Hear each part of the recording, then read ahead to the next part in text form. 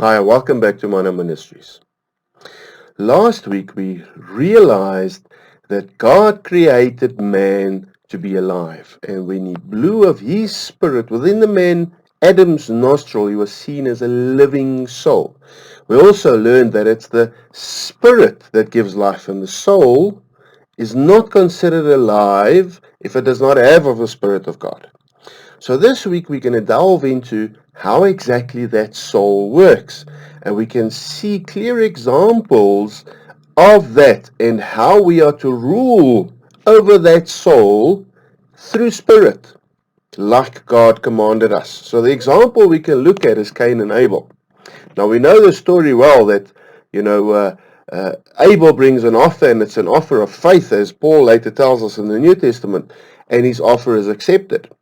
Whereas Cain's offer is not accepted. Cain's offer is probably not an offer of faith, and also Cain's is probably an offer given grudgingly, and also an offer given selfishly. It's more for himself and not for others, not for God. But what's important to see here is that because Cain's soul is under attack from the enemy, he runs risk of sinning. Now it's important to notice here that sin is at the door. It's always going to be at the door. We, like Cain, have a command from God to rule over it. So how do we do that? How do we rule over sin that's at the door? Well, we have to control our thought process. You see, previously in life, I always accepted that every and all thoughts that pop into my mind is my own. And, that sort of created a very dark image of myself, because I never realized that these dark thoughts and negative thoughts and anger and emotions, these come from the enemy. And it's important to realize this, because this is the primary way of the enemy to attack us. It is our thoughts and our emotions. And Cain serves as the perfect example for us to see how not to do that. Now we remember Cain got angry, his countenance fell, then he got depressed, and then eventually killed his brother. So see the progression there. First of all, there was anger, and anger not checked led to depression. Depression not checked led to a whole bunch of new sin. And the end of it is he killed his brother. He rose up and he killed his brother. And he committed a horrible sin, all because he couldn't keep his anger in check. Now it's important to realize that this is how the enemy attacks us.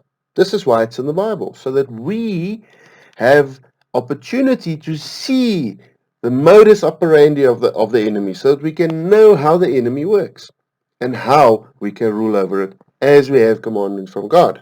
All right. So understand and know that our souls or our gardens is open, and the enemy can come and throw his seed in our garden and plant his seed in our garden.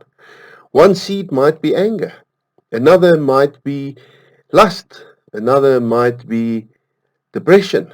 And if that seed is not checked, if that ground is not tilled and weeded, it will grow and it will become strong. It will become a tree within our souls.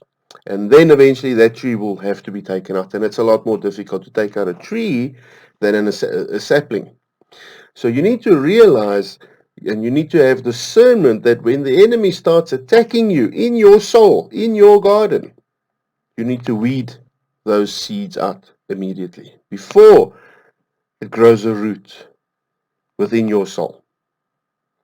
This is why it's in the Bible. This is why God gave us Genesis 4, so that we can see how the enemy works, so that we can know how to defeat him. God said to Cain, who was a sinful man, he was prideful, he was without faith, but God says even he could rule over sin. So he says it to us all. We need to rule over sin. Does that mean we will beat all sin? Eventually, but not always, and not at the beginning. This is a battle we will fight until the day we lay down this flesh. But we will get stronger, and we will get better at it But it is our battle to fight until the day we die in flesh. But do know that the battle is there. It's real. Those thoughts in your head doesn't just come from nowhere. This is an enemy placing those ugly and evil thoughts in your mind. And it is your job. You are compelled by God to fight this battle. You have to. That's your command. You're not allowed to just let your thoughts run wild. You are not allowed to be depressed. You have to change your way of thinking. Because depression leads to something else. It just opens up a whole new thing if you do not check it straight away. Till next time. God bless.